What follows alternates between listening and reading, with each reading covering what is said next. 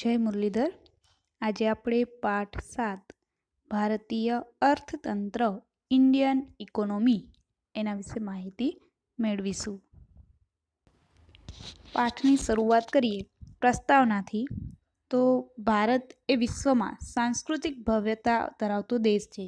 સાંસ્કૃતિક એટલે કે એમાં જુદી જુદી જાતના ઘણા જ એવા ભવ્ય ઇમારતો, એની સાથે સાથે જે માનવીએ બનાવેલું છે એવો વારસો આપણા દેશને મળ્યો છે, જે તેની વિશિષ્ટ લાક્ષણિકતા છે। વિશ્વની સૌથી મોટી લોકશાહી શાસન વ્યવસ્થા ધરાવતો દેશ એટલે આપણો ભારત, જેમાં વિવિધ જાતિ, ધર્મ, ભાષાઓ, સંસ્કૃતિ સાથે વિવિધતામાં એકતાના દર્શન જોવા મળે છે। ભારત દેશનું નામ મહાભારત પુરાણના આદિ પર્વમાં થયેલ ઉલ્લેખ મુજબ રાજા દુષ્યંત અને રાણી શકુંતલાના પુત્ર એટલે કે રાજા ભરતના નામ પરથી પાડવામાં આવ્યું છે। ભારતમાં મુખ્ય 3 પ્રવૃત્તિઓ ખેતી, ઉદ્યોગ અને વેપાર। હવે આ 3 પ્રવૃત્તિ એવી છે કે જેમાંથી લોકોને રોજગારી મળે છે, જેના કારણે દેશ ધનવાન હતો। પણ તેથી ભારત દેશ એ ભૂતકાળમાં સોને કી ચિડિયાના નામે ઓળખાતો હતો। ભારતની સમૃદ્ધિથી આકર્ષાઈને ઘણા બધા આક્રમણો થયા, ઘણી બધી ધન સંપત્તિ લૂંટી અને ધીમે ધીમે ભારત ઉપર સત્તા હાંસલ કરી।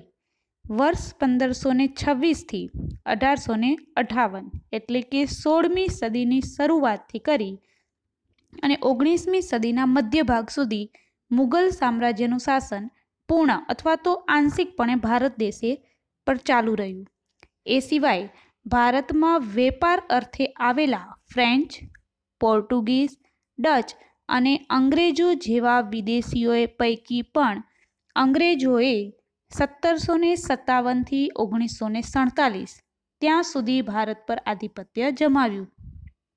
હવે જુદી જુદી જાતના લોકો અને વિદેશમાંથી આવતા તમામ લોકોએ આપણા દેશ ઉપર વર્ચસ્વ જમાવ્યું, જેમાં 1757થી 1858 સુધી ઈસ્ટ ઇન્ડિયા કંપનીનો સમયગાળો અને 1858થી 1947 સુધી બ્રિટિશ શાસનના સમયગાળા તરીકે ઓળખાય છે। આમ અંગ્રેજોએ ભારત દેશ પર 18મી સદીના મધ્યથી 20મી સદીના મધ્ય સુધી પોતાનું સામ્રાજ્ય આંશિક અથવા તો પૂર્ણપણે ચલાવ્યું અને છેલ્લે 15મી ઓગસ્ટ 1947ના રોજ ભારત એક સ્વતંત્ર દેશ તરીકે પ્રસ્થાપિત થયું।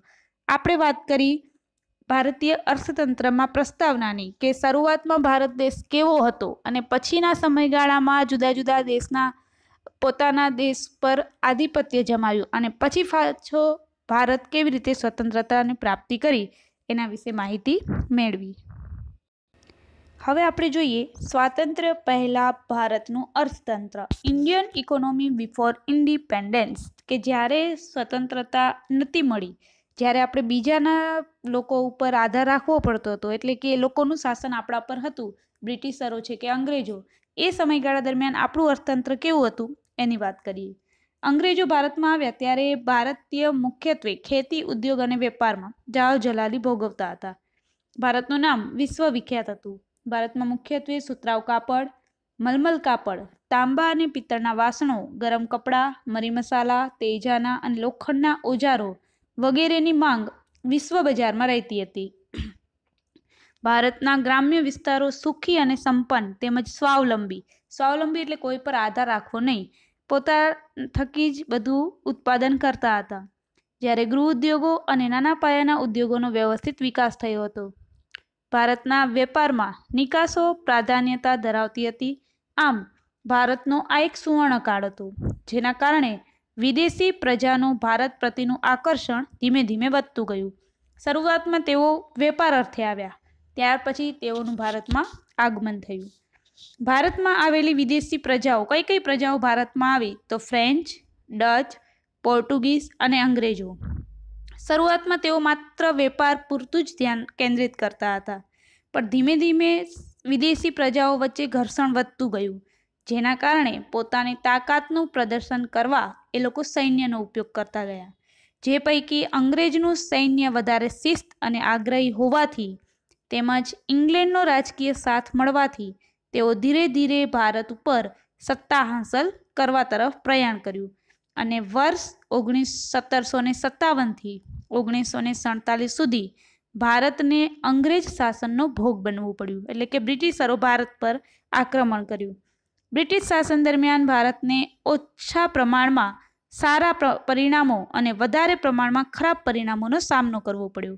એમાં પહેલી જ વાત આવે છે રેલવેની, કે બ્રિટિશ શાસન દરમિયાન ભારતને મળેલ રેલવે જેનો લાભ આપનારી વ્યવસ્થા બની. ભારતના વાહન વ્યવહારને ઝડપી અને સુદૃઢ બનાવવા માટે રેલવેએ ખૂબ જ સુંદર ભાગ ભજવ્યો. રેલવેની શરૂઆત 16મી એપ્રિલ 1853ના રોજ બોરીબંદર એટલે કે હાલનું જે મુંબઈ છે ત્યાંથી કરી અને થાણેના પ્રથમ રૂટ દ્વારા શરૂ કરવામાં આવી, જે 1947 સુધીમાં 1853થી કરીને 1947 સુધીમાં 53,000 કિલોમીટર લંબાઈ ધરાવતી હતી અને 68 લાખ પ્રવાસીઓને લાભ આપનારી ખાનગી સંસ્થા હતી, એટલે કે કોઈ એક વ્યક્તિ અથવા તો માલિક એ સંસ્થાને ચલાવતું હતું. આપણે વાત કરી રહ્યા છીએ સ્વાતંત્ર્ય પહેલા ભારતનું અર્થતંત્ર. ત્યાર પછી વાત કરી માર્ગ પરિવહનની, કે અંગ્રેજોના શાસન દરમિયાન 1855માં જાહેર બાંધકામ ખાતાની રચના કરવામાં આવી, જેમાં રોડ રસ્તા બાંધકામની જવાબદારી બ્રિટિશ શાસને ઉપાડી. 19મી સદીના અંત સુધીમાં કુલ 2,78,420 કિલોમીટર રસ્તાઓ હતા, જે વધીને 1943 સુધીમાં રસ્તાની લંબાઈ થઈ 4,47,105 કિલોમીટર, જે પૈકી 32% પાકા રસ્તાઓ હતા અને 68% કાચા રસ્તાઓ હતા. આ માર્ગ પરિવહનની વાત કરી. પછી આવી બેંકોની વાત, તો વર્ષ 1770માં ખાનગી ક્ષેત્રમાં બેંકની શરૂઆત થઈ, જે 1946 સુધીમાં 700થી વધુ સંખ્યામાં વિકસી અને 1935માં ભારતીય રિઝર્વ બેંક ઓફ ઇન્ડિયા એટલે કે RBI એની રચના કરવામાં આવી, જે નોંધનીય બાબત હતી. વાત થઈ બેંકોને. ત્યાર પછી આવ્યું સામાજિક માળખું. અંગ્રેજ શાસન દરમિયાન થયેલ અન્ય ગણનાપાત્ર કાર્યોમાં બાળકીને દૂધ પીતી કરવાનો રિવાજ નાબૂદ કરવામાં આવ્યો, પિંડારાઓનો નાશ કરવામાં આવ્યો અને સતી પ્રથાઓનો રિવાજ રોકવામાં આવ્યો. ભારતીયોની આપેલ 7 સહકારની ગણનાપાત્ર ગણવામાં આવે છે. આ સમાજમાં જે કુરિવાજો હતા એને દૂર કરવામાં આવ્યા. ત્યાર પછી ખેતી. અંગ્રેજ શાસન દરમિયાન ભારતીય ખેડૂતો પાસેથી ઊંચા દરે લેવાતું જમીન મહેસૂલ, જમીનદારી પ્રથાઓને પ્રોત્સાહન, ખડ હકને સુરક્ષા અને સલામતી ન આપવી વગેરે દ્વારા ખેડૂતોનું ભારે શોષણ થયું, જેથી ભારતીય ખેડૂતો ગરીબ બનતા ગયા. કેટલાક ખેડૂતો ખેતમજૂર બની ગયા, પોતાના સ્વાર્થ માટે ઉપયોગ શરૂ કર્યો, જેના લીધે ખેડૂતોને ખૂબ જ નુકસાન થયું. છેલ્લે બ્રિટિશ શાસનને કારણે ખેતી અને ખેડૂત બંને પાયમાલ બન્યા. એ સિવાય બ્રિટનની ઔદ્યોગિક ક્રાંતિ બાદ કાપડ ઉદ્યોગમાં ગળીની જરૂરિયાતમાં વધારો થયો, તેથી બ્રિટિશ સરકારે ગળીનું ઉત્પાદન અને નિકાસ વધે તેવા પ્રયત્નો કર્યા, પરંતુ ગળીનું ઉત્પાદન કરનારા ખેડૂતોને વાવેતર માટે ધિરાણ અપાતું ન હતું. જો પાક નિષ્ફળ જાય તો ધિરાણ ભરપાઈ ન કરી શકવાથી ખેડૂતો દેવાદાર બનતા ગયા. આમ ખેડૂતોના હાલ બે હાલ થયા. સ્વાતંત્ર્ય પહેલાં જ્યારે આપણને સ્વતંત્રતા નથી મળી અને બ્રિટિશનું શાસન આપણા ઉપર હતું ત્યારની વાત છે. ત્યાર પછી વાત કરી મહેસૂલ દર. ઈસ્ટ ઇન્ડિયા કંપનીએ વિભિન્ન રાજાઓ પાસેથી મહેસૂલ ઉઘરાવવાની સત્તા મેળવીને ભારતના જમીન માલિકો પાસેથી ઊંચા દરે મહેસૂલ ઉઘરાવવાનો પરવાનો મેળવ્યો. જે જમીનદારો પાસે હતો એવા બ્રિટિશ સરકાર દ્વારા ખેડૂતોને ખેતીની આવકનો અડધો ભાગ ઊંચા દરે મહેસૂલ ઉઘરાવવાની નીતિ ઘડવામાં આવી. આ ઉપરાંત જમીન ઉઘરાવવા માટે બ્રિટિશ સરકાર જુલ્મી હતી, જે ખેડૂતોને દંડ કરતી, મિલકત જપ્ત કરી લેતી, ખેડાણ હેતુથી આપેલ જમીન પાછી લઈ લેતી. આવા મનસ્વી નિર્ણયોથી ભારતીય ખેતીને પારાવાર નુકસાન થયું. ટૂંકમાં જે ખેડૂતો પાસે જમીન હતી એ ખેડૂતો પાસેથી જમીન લઈ અને પોતે ખેડૂતોને સાવ પાયમાલ કરી અને એના ઉપર ખેતી કરવા માટે બળજબરી કરી. ત્યાર પછી વાત છે કરવેરાના ઊંચા દરો.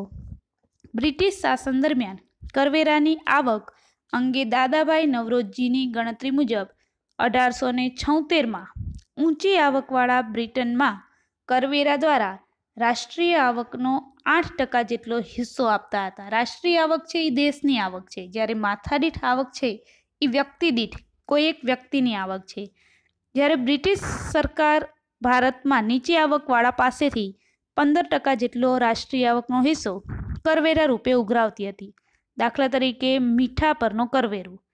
આમ તો ભારતના મીઠું દરિયા કિનારે અને રણ પ્રદેશમાં સરળતાથી મળતું, પણ બ્રિટિશ સરકારે ઇંગ્લેન્ડથી જે જહાજો આવતા હતા એના દ્વારા મીઠું ભારતમાં લવાતું હતું અને ભારતમાં વેચતી હતી. જ્યારે ભારતમાં પાકેલા મીઠા ઉપર ઊંચો કરવેરો લેવાતો, તેથી એક બાજુ બ્રિટિશ શાસનને કરવેરાની આવક પણ થતી અને બીજી બાજુ ભારતીય મીઠું મોંઘું હોવાથી ઓછું વેચાય તો લાભ પણ બ્રિટનને થતો. આથી જ ગાંધીજીએ દાંડીકૂચને કરી અને સવિનય મીઠાનો સત્યાગ્રહ શરૂ કર્યો હતો. અહીંયા વાત કરી કરવેરાના ઊંચા દરોની. હવે જોઈએ જકાતના વિવિધ દરો. આયાત અને નિકાસ થતી વસ્તુઓ ઉપર જે કરવેરો નાખવામાં આવે છે તેને જકાત કહેવામાં આવે છે. ઈસ્ટ ઇન્ડિયા કંપનીએ મુઘલ બાદશાહ પાસેથી 1716માં પરવાનગી મેળવી અને પોતાના પ્રદેશ પૂરતી જ જકાતોમાં માફી મેળવી લીધી હતી, જેનાથી વિરુદ્ધ ભારતીય વેપારીઓને વિવિધ પ્રદેશની જકાત ભરવી પડતી હતી. દાખલા તરીકે સુતરાઉ કાપડની નિકાસ કરે છે તો 15% જકાત અને બ્રિટનથી જે સુતરાઉ કાપડ આવે છે એના ઉપર માત્ર 2.5% જકાત નાખવામાં આવતી. આ ભેદભાવભરી જકાત નીતિએ ભારતના સુતરાઉ કાપડના ઉદ્યોગને બરબાદ કર્યો. આમ આવી નીતિથી સમગ્ર ભારતીય ઉદ્યોગોની પડતી શરૂઆત થઈ ગઈ. ત્યાર પછી જોઈએ ઉદ્યોગ નીતિ. બ્રિટનમાં 1750થી 1830ના સમયગાળા દરમિયાન ઔદ્યોગિક ક્રાંતિ થઈ. તે સમયગાળા દરમિયાન બ્રિટિશ ઈસ્ટ ઇન્ડિયા કંપનીએ ભારતમાં સત્તા સ્થાપિત કરવાની શરૂઆત કરી દીધી. જ્યારે 1858 સુધીમાં દેશનો ઘણો બધો ભાગ અંગ્રેજો શાસન હેઠળ આવી ગયો હતો, જેથી બ્રિટિશ શાસન હેઠળ ભારતીય વિસ્તારોમાં બ્રિટિશ સરકારે બ્રિટનની ઉત્પાદિત વસ્તુઓ વધારે ને વધારે વેચાય એવી નીતિ અપનાવી, જેથી ભારતીય ઉદ્યોગો શાસકો નિરુત્સાહી બન્યા અને વિકાસના માર્ગે આગળ વધવાને બદલે પડતી થતી ગઈ, જેથી ભારતીય ઉદ્યોગો પડી ભાંગ્યા અને શ્રમિકો બેકાર બન્યા, જે ફરી પાછા ખેતી તરફ વળ્યા અને શ્રમિકોનું ખેતી પરનું ભારણ વધતું ગયું.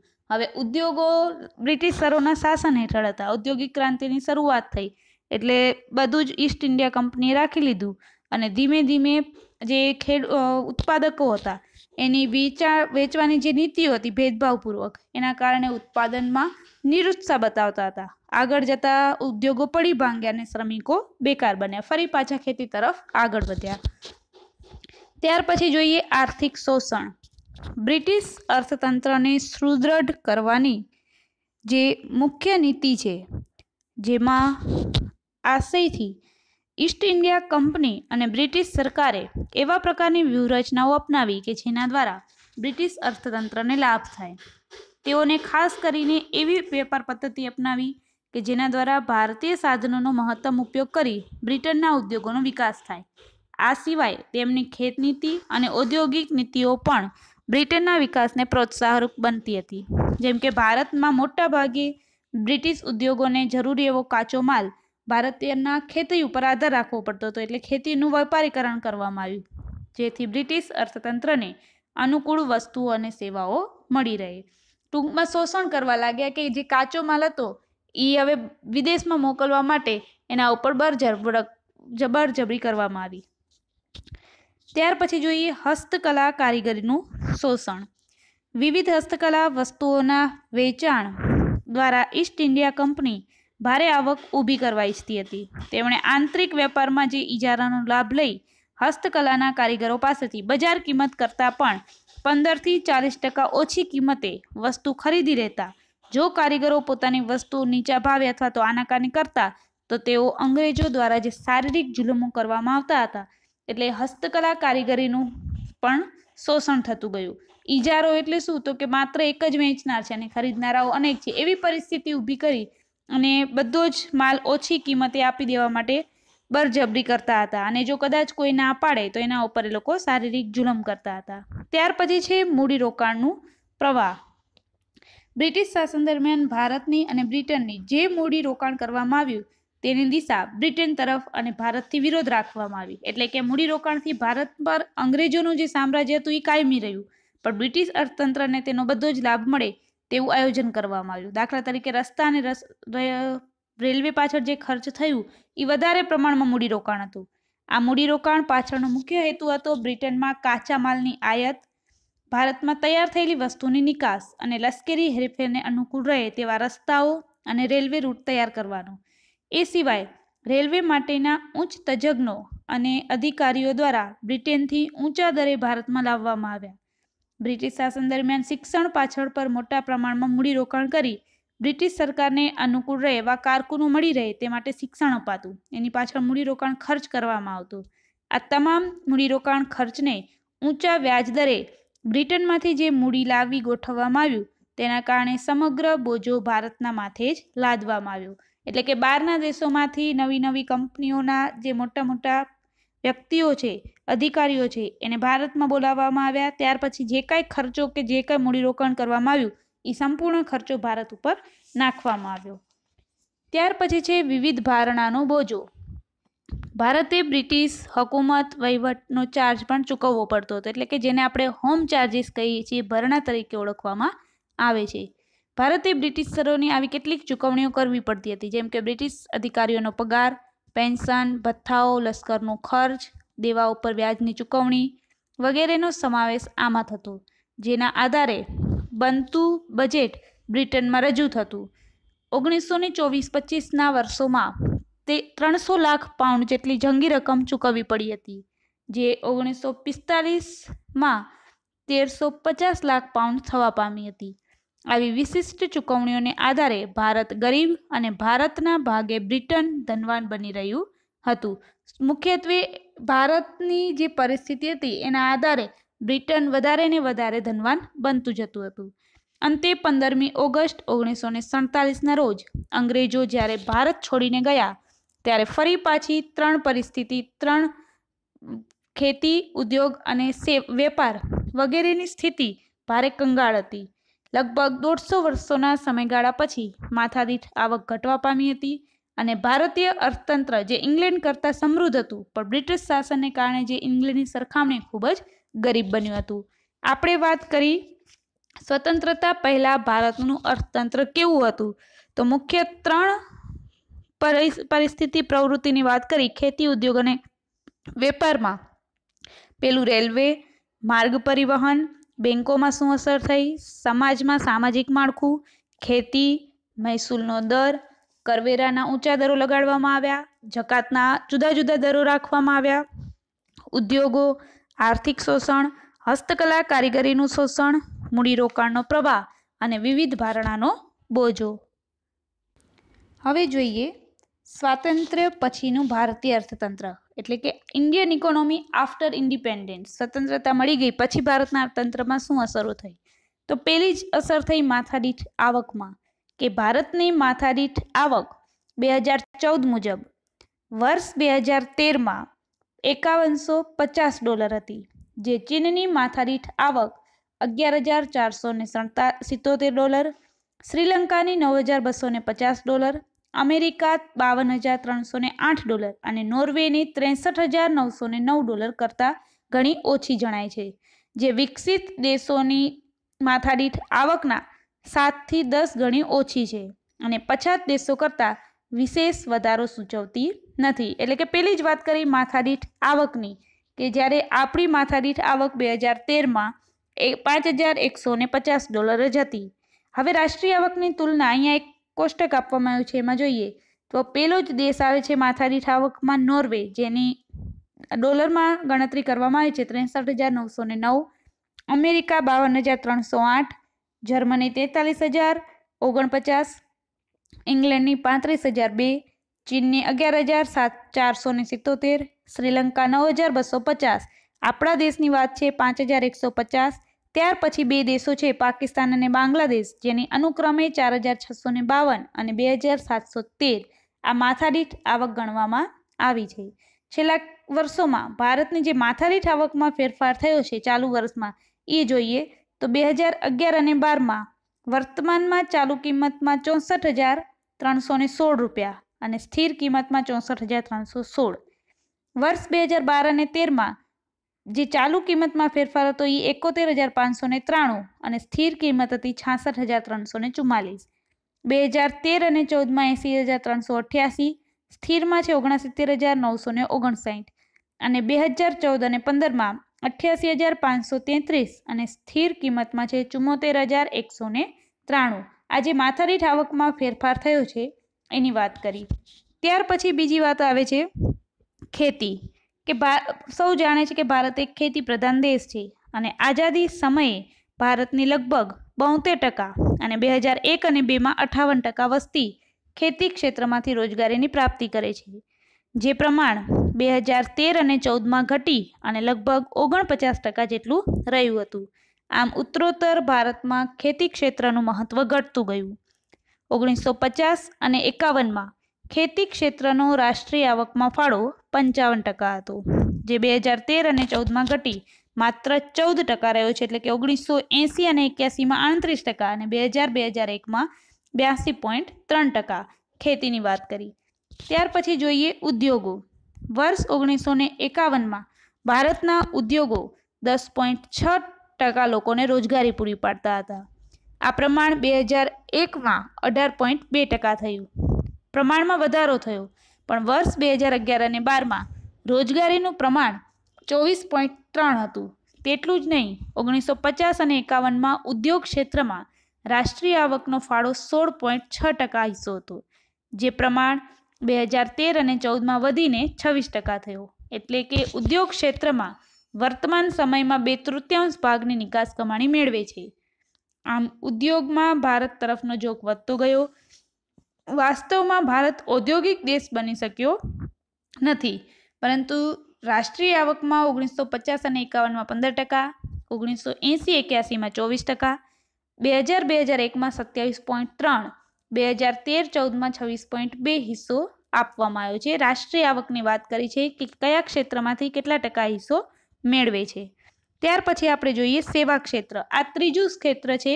ટૂંકમાં આ 3 ક્ષેત્રમાંથી મોટાભાગે લોકોને રોજગારી મળે છે। 1951માં ભારતમાં સેવા ક્ષેત્રનો કુલ રોજગારીમાં 17.3% ફાળો હતો, જે વર્ષ 2001માં 25.2% થયો।